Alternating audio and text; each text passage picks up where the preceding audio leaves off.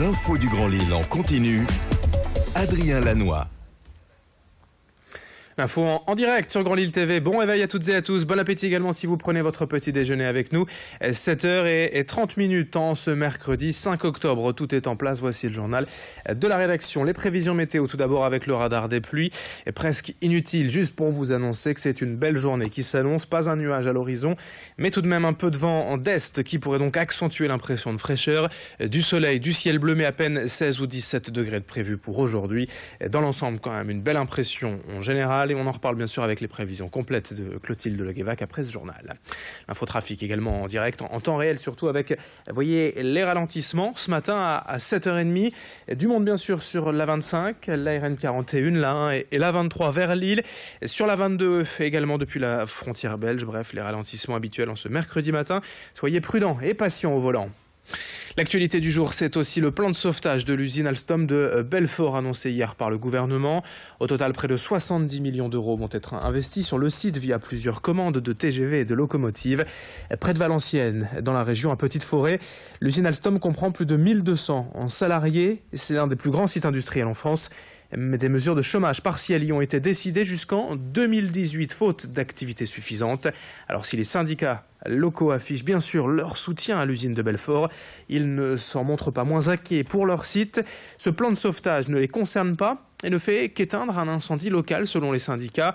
Des mesures auraient dû être prises bien avant pour aider toute l'entreprise. Écoutez les explications de ce responsable force ouvrière hier sur place au micro d'Idil Gunaï. En fait, c'est un manque de travail et donc les gens ne peuvent pas travailler à temps complet. Et donc les heures qui manquent, qui n'ont pas pu être travaillées, sont indemnisées à peu près 83% du salaire net sans les primes. Donc en fait, pour des gens qui sont à l'atelier, notamment des chaudronniers qui sont en horaire d'équipe, la baisse elle est plus importante du salaire net. L'employeur a une obligation légale de faire entre guillemets tourner les gens. Il ne faut pas que ce soit toujours les mêmes qui chôment pour un métier identique. Et à propos d'emploi, une bonne nouvelle quand même avec l'arrivée annoncée d'Amazon dans la région. Le géant américain de la distribution sur Internet prévoit de s'implanter l'an prochain près d'Amiens en créant près de 500 emplois en 3 ans. Et une double annonce d'ailleurs puisque l'entreprise devrait aussi recruter près de 250 personnes pour développer et étendre son site de Lovin-Planck près de Douai au total. Et c'est donc 750 nouveaux emplois qui sont attendus dans les Hauts-de-France. Autre info à la une de cette édition, le mois d'Octobre Rose, la campagne de prévention et de lutte contre le cancer du sein. Divers événements vont ponctuer ces prochaines semaines dans la région, comme ce défilé de mode hier à l'hôpital privé de Villeneuve-d'Ascq. 16 femmes atteintes par le cancer du sein avaient organisé cette soirée pour montrer que malgré la maladie, on peut rester féminine, avoir confiance en soi. Ce genre d'action est en fait un bon moyen de partager des moments riches en émotions, de se sentir épaulé et à l'arrivée de sensibiliser les autres femmes au dépistage pour montrer qu'il faut avant tout lutter, ne pas baisser les bras face au cancer. Nous avons rencontré ces femmes ayant participé à l'événement hier pour nous parler de leurs ressentis. On voudrait se retrouver comme avant, donc voilà, l'envie de redevenir femme tout simplement, voilà. Montrer qu'on est survivante et surtout bien vivante et qu'on garde notre féminité et essayer de faire changer les regards sur la maladie. C'est une parenthèse dans ma vie, cette maladie. J'arriverai à la vaincre, je crois que j'arrive au bout.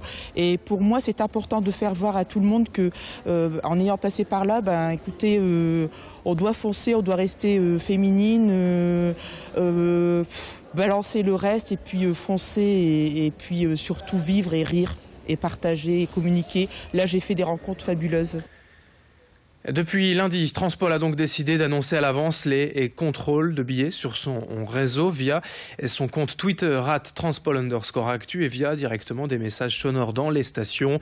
Une initiative surprenante qui fait suite à la politique menée depuis des années par l'opérateur pour lutter contre la fraude et qui semble porter ses fruits. Et puisque le taux de fraude qui avait atteint des sommets en 2014 avec 18,3% de resquilleurs a chuté l'an dernier en 2015 à 14,4%.